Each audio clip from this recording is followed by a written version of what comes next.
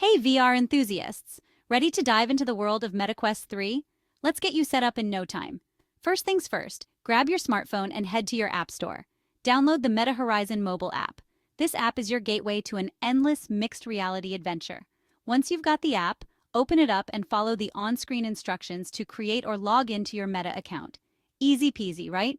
Now it's time to connect your headset. Make sure the Quest 3 is powered on. You'll see a code displayed in the headset.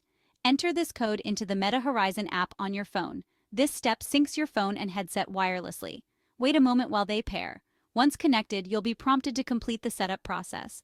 This includes things like Wi-Fi connection, Guardian boundary setup, and a quick tutorial.